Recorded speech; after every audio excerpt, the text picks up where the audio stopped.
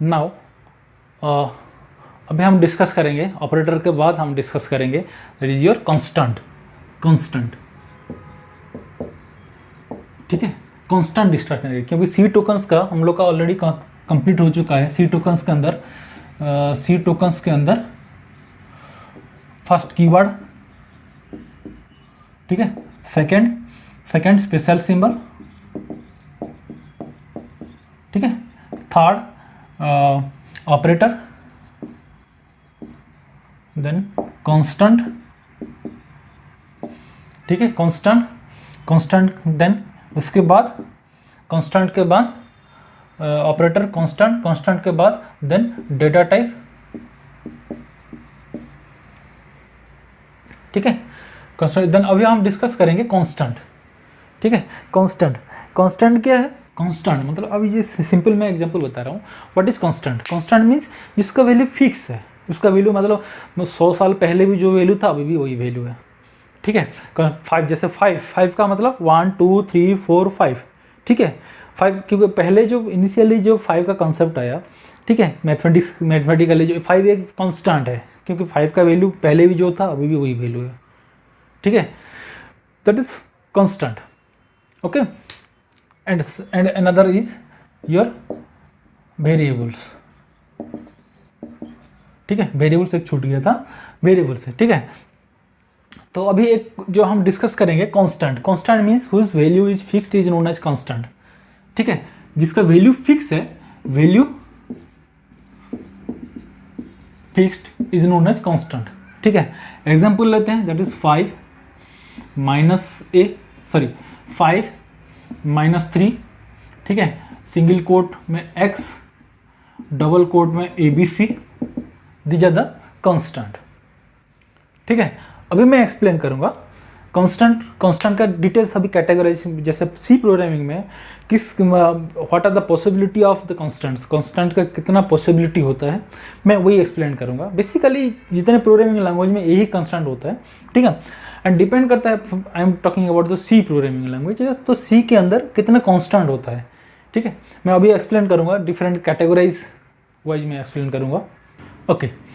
तो constant can be categorise into, constant का जितने भी क्लासिफिकेशन होता है, दो, जैसे सी प्रोग्रामिंग में कांस्टेंट दो कैटेगरी में होता है। एक है आपका न्यूमेरिक कांस्टेंट और एक कैरेक्टर कांस्टेंट, ओके। तो न्यूमेरिक कांस्टेंट के अंदर दो कैटेगरी है, एक आपका इंटीजर और एक रियल कांस्टेंट, ओके। इंटीजर के अंदर 3 कैटेगरी का इंटीजर होता है, ठीक है, 3 कैटेगरी का इंटीजर होता है। एक ऑक्टल, डेसिमल, हेक्साडेसिमल, ठीक है। अभी मे भी आपको मैथमेटिक्स अगर पढ़े होंगे तो आपको थोड़ा बहुत लिंक कर पा रहे होंगे, लेकिन डोंट वरी, मैं उसका एक्सप्लेन करूंगा कैसे ऑक्टल नंबर कौन सा होता है। ऑक्टल नंबर क्या होगा? ऑक्टल भी एक इंटीजर नंबर है, ठीक है, एक डेसिमल भी इंटीजर नंबर है एंड हेक्साडेसिमल भी इंटीजर नंबर है, ठीक है। तो उनका कैटेगरी क्या है? देखो ऑक्टल नंबर का कॉम्बिनेशन होगा, ऑक्टल नंबर में जो नंबर का कॉम्बिनेशन होगा, ऑक्ट मतलब 8, 0 to 7, ठीक है, 0 to 7 के बीच रहेगा नंबर। एग्जाम्पल दे रहा हूँ। एंड ऑक्टल नंबर का कैसे आपको पता चलेगा सर ये 45 एक ऑक्टल नंबर है कि नहीं? क्योंकि 45 तो 0 to 4 भी 0 to 7 अंदर है एंड 5 भी 0 to 7 के अंदर है, लेकिन ये ऑक्टल नंबर है कि नहीं? नहीं है। क्यों? क्योंकि ऑक्टल नंबर को कैसे पहचानेंगे हम? कंपाइलर कैसे पहचानेगा? ऑक्टल नंबर स्टार्ट्स फ्रॉम 0, ठीक है, एंड स्टार्ट्स विथ 0। अगर 0 से अगर जो भी नंबर स्टार्ट हो रहा है, that number is treated as octal number, ठीक है। And keep in mind that all the digits should be present within this range, 0 to 7 range, okay. That means example दे रहा हूँ 0 4 5, ठीक है, 0 3 2, ठीक है, बट वी कैनॉट राइट 0 4 9 क्योंकि 9 एक्सीड कर गया, 0 to 7 के बीच में नहीं है, एक्सीड कर गया। तो अब समझ पाए ऑक्टल नंबर क्या है। Octal number starts from zero, अगर जो नंबर नोटेशन जो स्टार्ट होगा जीरो से अगर स्टार्ट हो रहा है, एंड हर डिजिट का नंबर, हर डिजिट का अगर रेंज अगर 0 to 7 के बीच में है, ठीक है, तो that number is that octal number. अभी आपको समझ में आ गया x इक्वल टू 45 आपको पता था, ठीक है, x इक्वल टू 045 अभी आ गया, ऑक्टल में आ गया, ये हो गया आपका ऑक्टल नंबर, ठीक है। अब 45 के बारे में डिस्कस करते हैं। डेसिमल डेक, डेसिमल मतलब डेक मतलब 10, 0 to 9 के बीच में जो रहेगा वो आपका डेसिमल नंबर रहेगा, दैट इज ये जो नंबर है, अगर विदाउट एनी नोटेशन, अगर आपका विदाउट जीरो है तो ये आपका डेसिमल नंबर हो गया। 45, 39, 49 ये सब डेसिमल नंबर हो गया, 0 to 9, ठीक है, 0 to 9 ये डेसिमल नंबर हो गया। Then next is your hexadecimal. Hexadecimal का कंसेप्ट क्या है? हेक्स मतलब 15, ठीक है, हेक्स मतलब 15, 0 to 15, 0 to 15, 0 to 9 हो गया, ठीक है, 0 to 15 मतलब 0 to 9 हो गया। देन 10, लेकिन अभी एक क्वेश्चन है कि 10 is not a different number, ठीक है, 10 इज कम्स अंडर 0 to 9, तो फिर अभी हेक्साडेसिमल का नोटेशन क्या होगा? 10th जो वैल्यू होगा 10 का इक्विवेलेंट नेक्स्ट वैल्यू क्या होगा? 10 की जगह ए, ठीक है, बी सी डी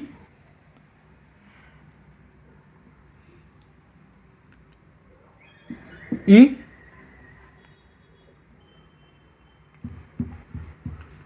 ठीक है, 0 to 9 then A B C D E, and hexadecimal का नोटेशन क्या होगा? 0x, 0x is the notation of hexadecimal number, ठीक है, 0x45, 0x4a, आपके लिए एक यूनिक नंबर मिल रहा है, ये भी एक नंबर है, ठीक है। अब पढ़े थे मैथमेटिक्स में पढ़े थे कि 45 हो गया या ये वैल्यू हो गया, लेकिन अब जैसे प्रोग्रामिंग के कंसेप्ट में अगर जैसे हम एंट्री कर रहे हैं तो वहाँ पे थोड़ा सा आपको वेरिएशन आ गया कि देखो हम बेसिक हम जानते थे, ये कंसेप्ट जानते थे, ठीक है। देन अब क्या होगा? हेक्साडेसिमल। हेक्साडेसिमल का मतलब ये है 0x, 0x का नोटेशन होगा तो ये हेक्साडेसिमल नंबर होगा, ठीक है। And the range between and the जो डिजिट का जो रेंज होगा ना 0 to 9 then A B C D E, ठीक है, 0 to 9 हो गया, देन 10 11 12 13 14 15 एफ तक आएगा, ठीक है, एफ तक आएगा content. Then this is the hexadecimal number. Hexadecimal number का जैसे 0x45 0x4a हो गया, ठीक है, और 0xabc45, ठीक है, this is also hexadecimal number, ठीक है, ये इस रेंज के अंदर है तो हेक्साडेसिमल नंबर हो गया। ये आपका हेक्सा इंटीजर सेक्शन में हो गया, ओके। देन रियल के अंदर देन नेक्स्ट हम आते हैं, ये इंटीजर का तो कंप्लीट हो गया, देन हम रियल के अंदर आते हैं। तो रियल में क्या होगा? फ्लोटिंग टाइप है, फ्लोट है, ठीक है, फ्लोट है एंड एक्सपोनेंशियल है, ठीक है। फ्लोट में that is simple decimal value that -3.5 4.2 11.9 these are comes under floating value, ठीक है, floating constant, float constant, okay. Then exponential, exponential में क्या है? एक्सपोनेंशियल मतलब ई मतलब 10 to the power, okay, that means 3.4 e 45, ठीक है, 3.4 कैपिटल E -45। इसका वैल्यू क्या है?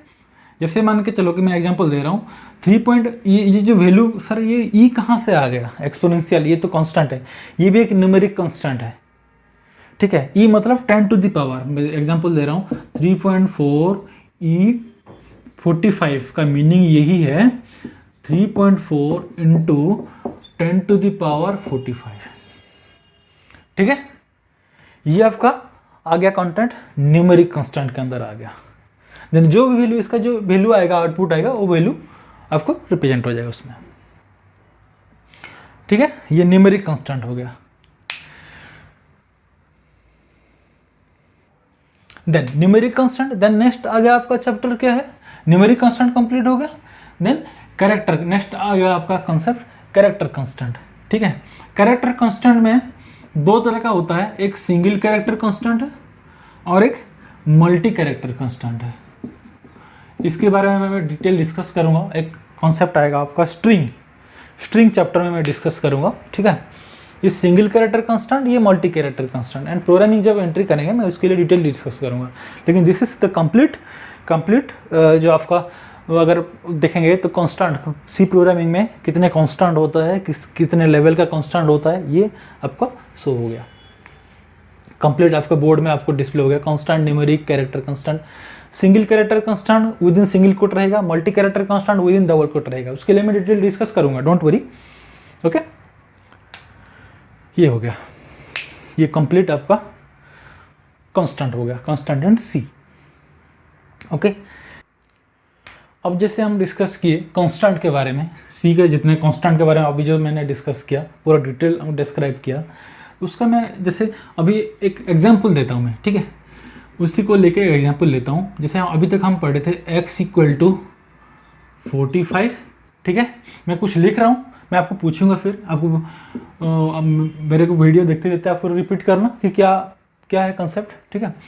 x = 45, x = 045, x = अभी हम यहाँ तक पढ़े थे, पता था हमको मैथमेटिक्स में x = 45 इस तरह का कॉन्सेप्ट हमको पता था, ठीक है।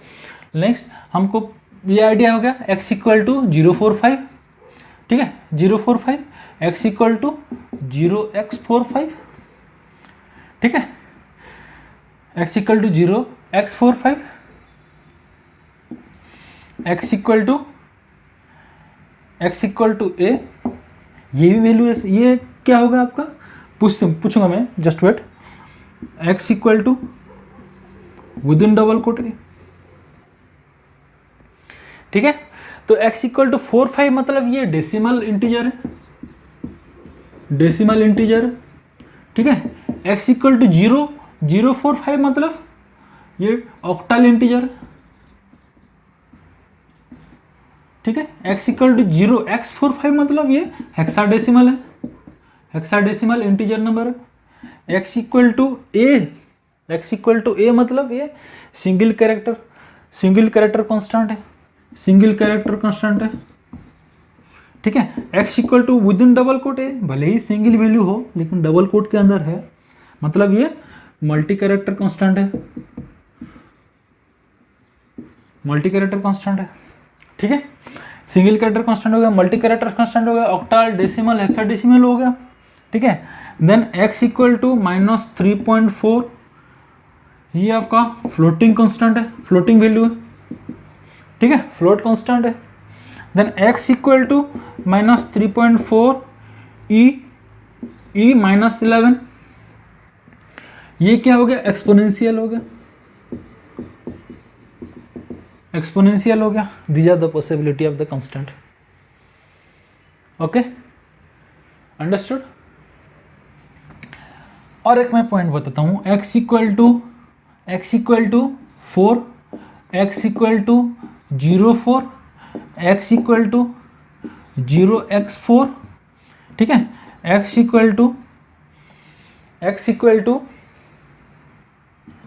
4e0, ठीक है। x = ट्राई करना ये सारे वैल्यू क्या डिफरेंशिएशन क्या है, ठीक है। x = 4.0, ठीक है। x = within single quote 4, x = within double quote 4। अगर कोई पूछता है कि 4 को लेकर हम कितना कांस्टेंट बना सकते हैं, ठीक है, एक ही 4, ये भी 4 है, ठीक है।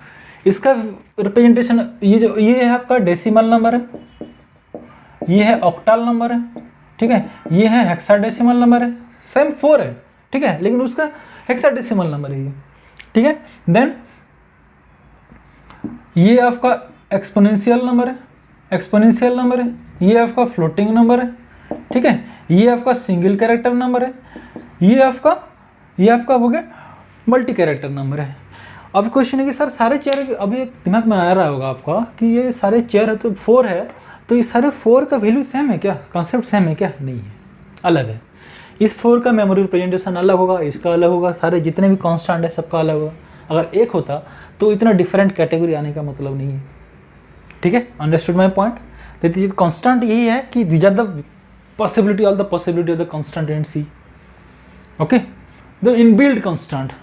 ठीक है, देन आगे हम यूजर डिफाइन हम निजे भी कॉन्स्टेंट बना पाएंगे, वो एक अलग चैप्टर है, हम डिस्कस करेंगे जब टाइम आएगा, मैं एक्सप्लेन करूंगा। ठीक है, these are the concept of constant.